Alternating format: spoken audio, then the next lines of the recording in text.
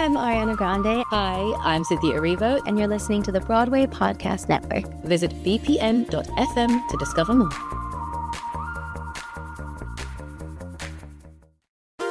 There's a cat over here. There's a cat over there. And the wrong one died. And the wrong one died.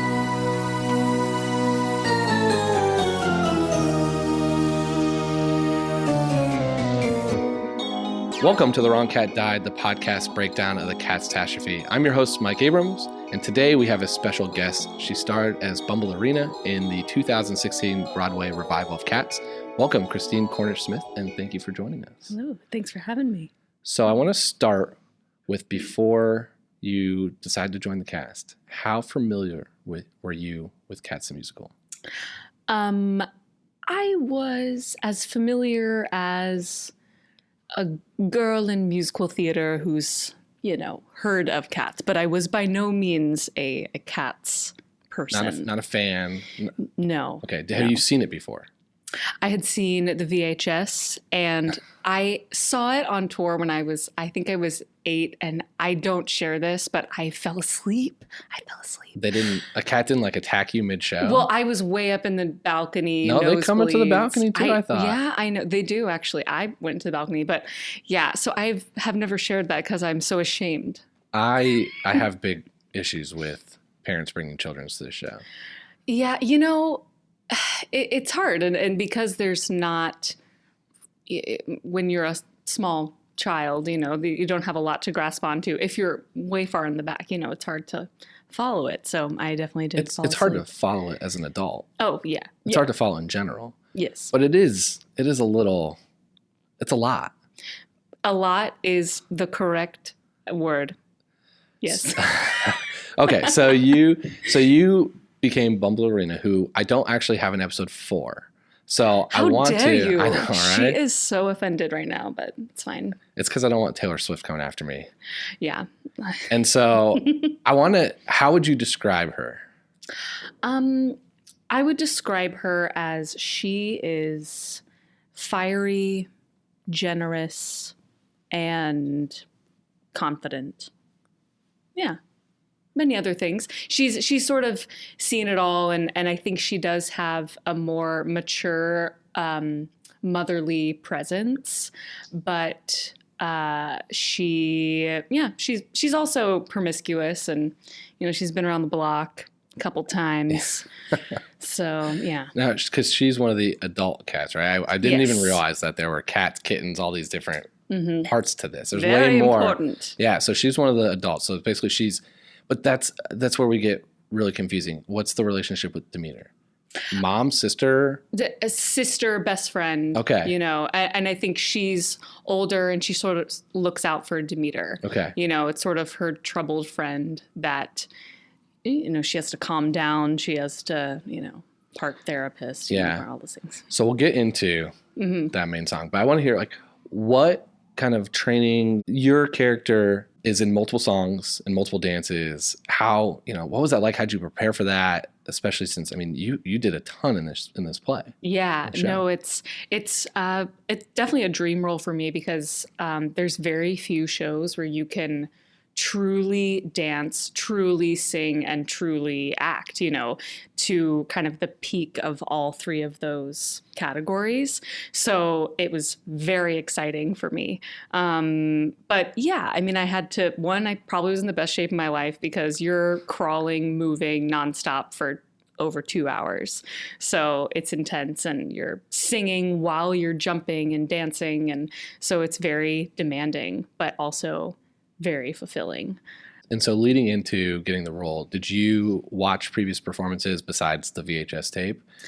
Or did you come in and want to kind of do your own thing completely? It was sort of, I'd say 50-50. I wanted to be informed about, I read the T.S. Eliot poems. I tried to sort of take it out of the context of Cats, the musical, and try to do things like anytime I saw an actual cat, just really observe it and, and then read the poems and read up a little bit about Andrew Lloyd Webber and the making of it and, all of those things and sort of really learn about the bare bones of it so that I could breathe my own life into it, you know, and I think because we were doing a revival and because I got to sort of originate the revival version, I wanted it to be my own.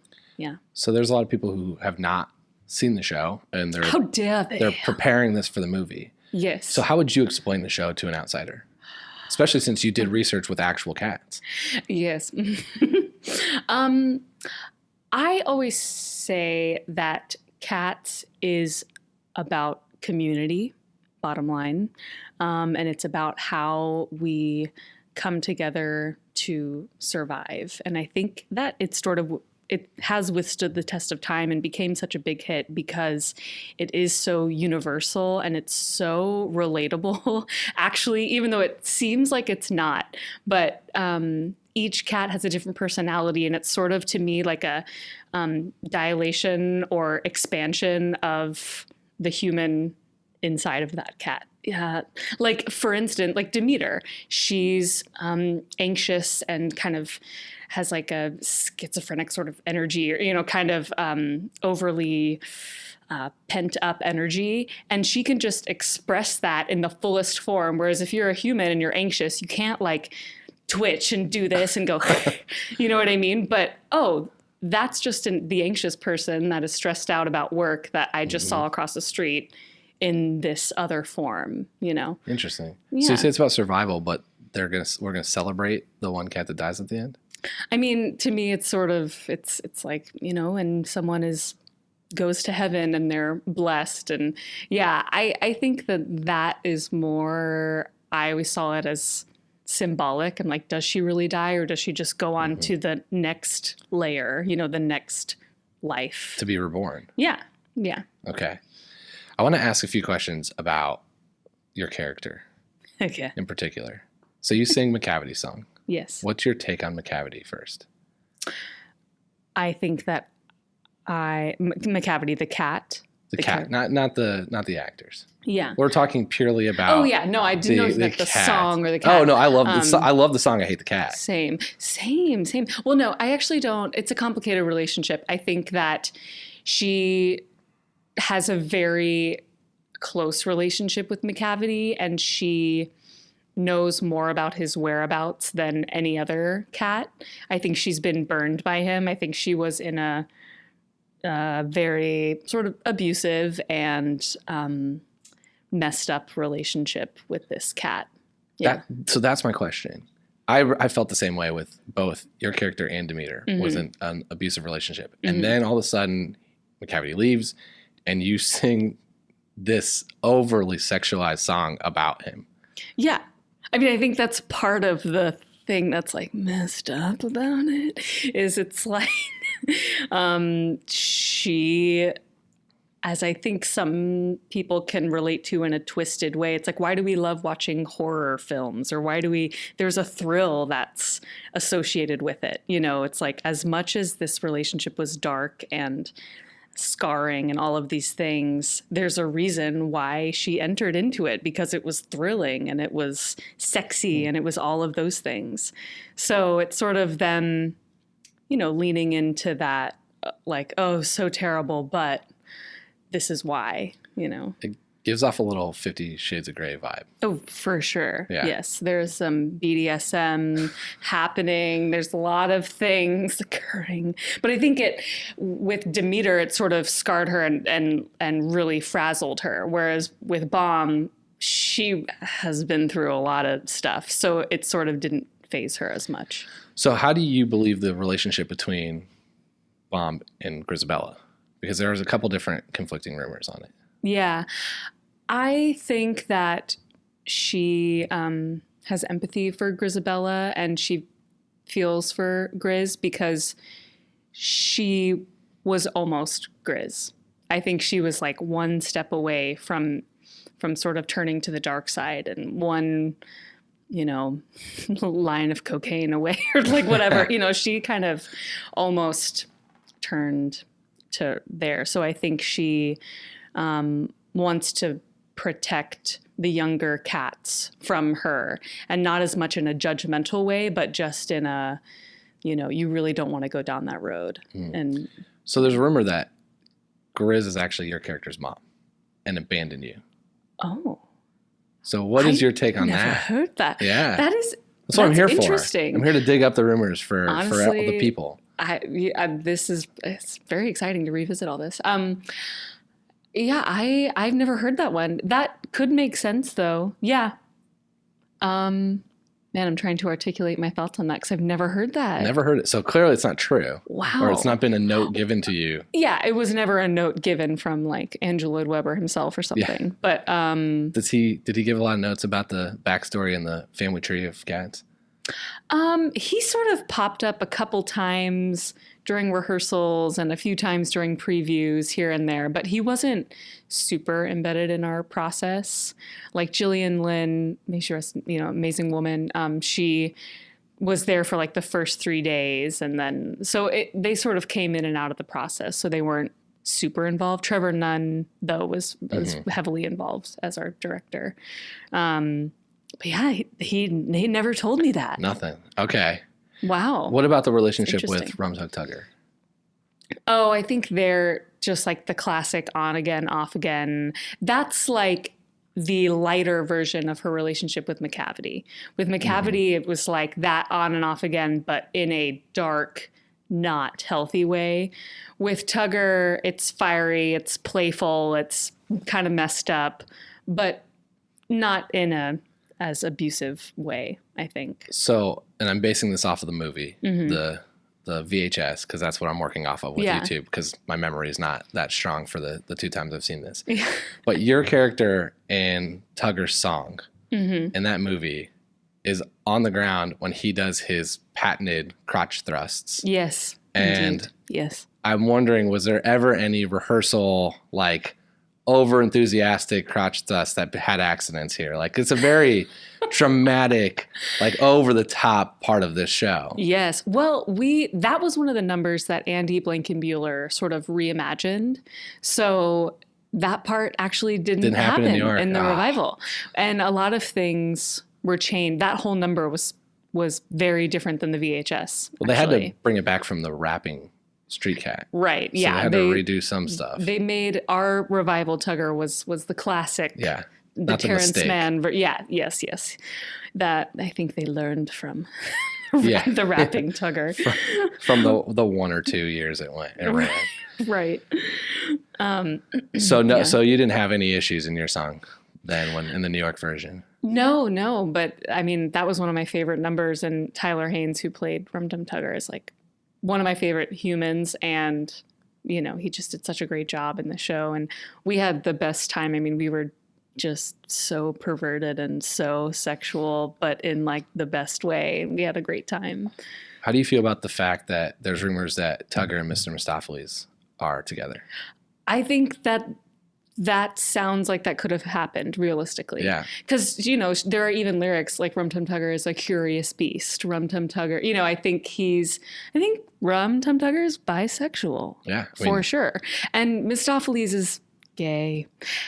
But, Yeah, I mean, the movie, he pulls out a rainbow scarf out of a cup, as part of his magic. Yeah. So, I think Rum Tum Tugger, 50-50, Mistopheles probably mostly sees male cats. Yeah. But who knows? So you're part of that triangle, basically, though. Yeah. Okay. Mm-hmm. So if you could, since you know the musical, who was taking your character out of it, who was your favorite cat and who was your least favorite cat? Not actors, characters. Okay, characters. Yeah, please don't say actors. Yeah, that would be pretty rough. That's a rough if it was question. Like, I mean, man, I love Bombalurina just because I always was attracted to her. Let's see. Favorite cat. The white cat. Beautiful. Probably my favorite. And then maybe my least favorite. Oh, that's very hard. I have a special place in my heart for all the cats. It's Peter. The answer is Peter. Peter. Oh, is that Gus's first? I don't even know who it is, and I don't know why they named a cat Peter. Peter. It was added for something to do with Gus. I think that was both Gus and was there one other? Are in the Old Deuteronomy are in the opening number as other cats. Yes. So that Peter. Yeah. So I guess I'm not a big fan of Peter because I never really met him or talked to him. And he, I want to know who named him. Unclear. Because of all the other names, who was just like, oh, we need a new cat. We're just going to call him Peter. Yeah, it's like they kind of pulled that out of nowhere. Yeah. They're like, oh, yeah. It's lazy. It's lazy Peter. writing. Right? I know. It's like all these characters so interesting, Yeah. Coracopat, Tantamile, Bombalurina, Peter. Yeah. Like. Exactly. Okay. Someone just gave up. Someone definitely gave up and, shame on them. But, Peter still lives. He lives on. He lives in you. He lives in me. So have you seen the movie trailer and what's your take on the movie? Are you excited? Are you nervous? Are you happy? Okay, let's see. I'm excited. I'm trying to go into it with an open heart and open mind. And, I think that it's great that a new generation can have the same amount of confusion about cats as probably the, children of the 80s and the children of the 90s did for this musical.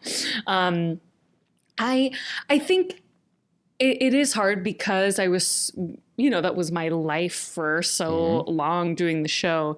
You naturally get really attached to a certain design, a certain style, and a certain, like I fell in love with Tyler's Rum Tum Tugger. So it's so hard for me to see anyone else in it. Not because anyone else would be not amazing, just because I was so used to seeing Tyler, So there's biases. I do wish that their bodies looked weird. It kind of was scary.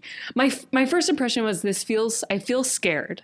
So that was my first impression. And then I was like, their tails were weird and I wanted their costumes to have more like shape. The tails and noses got the most issues. They needed a nose. Like where was Jennifer Hudson's nose? And then Christopher Gurr, because I had him on for an episode, he was mad that they had dialogue because you weren't allowed to speak. Oh, right. Yeah. So he saw that in the trailer and he immediately was mad at that. Right. So he's cheating. Yeah. Cheater, pumpkin eaters. Yeah. Yeah. I don't know. I feel like I don't want to say too much until I see it. And I'm probably going to have to see it twice to really. At least. Yes. Maybe even 3 to 4, 5, 6 times. Yeah. It'll be an experience. So before I get to my final question, which is like my thesis of this whole podcast, but I do want to know, what are you up to now? Where can we see you? What are you doing? Yes. Right now, so I just closed Kiss Me Kate, actually right across the street, not that long ago in the summer. And I've just been doing like little gigs here and there. So I worked on a little segment for John Oliver, that TV show, which was super fun. And just kind of doing a bunch of little things right now, teaching and concerts and stuff like that. And but I don't have like another sort of the next like big gig yet. I'm trying to be strategic about my next move, I think. Yeah. So, yeah. Okay. Just living the life. Now I got to get to my final question. Okay, can't wait. Here we go. The real question, which is, I have spent multiple episodes arguing that Grizabella was the wrong cat to die at the end of the play. Who do you think is the right cat to die? Could be your character, or do you think it should be Grizabella? And then I want to hear why. I should have known you were going to ask this question. So how dare I come in so ill prepared? I think that it could be any of the adult cats, any cat that has, I think, not that I think Jenny Anydots should die, but it's a good thing though. Like this is it's a good thing. The death is I call it victory because I look at this like it's a competition show. Yeah, I think if it weren't Grizabella, either Jenny Anydots or Gus, it would probably be one of those two. One of the cats that I feel has lived their life and given back. You know, I feel like you sort of have your stages of life where like you're growing up and then you're really selfish and then you sort of flip it and then you have kids and so then you're selfless and then you know, like you sort of someone who I feel, a cat that has gone through the stages of life. So it would be either Gus or Jenny Any Dots. Okay. There's a big Team Gus out there. Yeah. I mean, I was also like, how much longer is this cat gonna be? Did Gur say? He said that he thought that his cat didn't have another life to live. And so his ending was like the end. And so he took himself out of the running. Yeah. That was his interpretation. Oh, dang. Yeah. Right? And I think Grizabella does have another life to live. Absolutely. A new life has begun. Yeah. But I'm still not in that camp. Who do you think should die? Well, you have to listen. Oh, okay. Oh my That's the whole point. And if this was the last episode, I would tell, but I've got a couple episodes after this. Okay, I gotta tune in. Gotta subscribe. But I think there are some front runners. Okay. I look forward. Yeah. I mean, I'm a big, personally, well, I've become to love Macavity's song and everything about it, but he can't be the one to win. So I'm a big Rum Tug Tugger, Mr. Mistopheles fans. I loved Mungo Jerry and Rumple Teaser's song, and then the whole dance, the dual cartwheel. Yeah. Like, I can't imagine how many children got hurt trying that. And on a ramp. Yeah. Like, those two, I think those two have the hardest track in the show. Oh, absolutely. 100%. It's also one of the hardest to get out of your head when it's stuck in your head. Oh, yeah. Oh, God. Yeah. No, thank you. Amazing. Thank you so much for being here. How can we find you on social media? Instagram at Christine Cornish. Perfect. That's it. Well, thanks for being here. And listeners, thank you for listening to this bonus episode with Christine Cornish Smith on The Wrong Cat Died, the podcast breakdown of the catastrophe. To follow along, you can subscribe on Apple Podcasts, Spotify, Stitcher, or anywhere else you listen to podcasts. Follow us on Twitter and Instagram at The Wrong Cat Died, or check out our website, thewrongcatdied.com.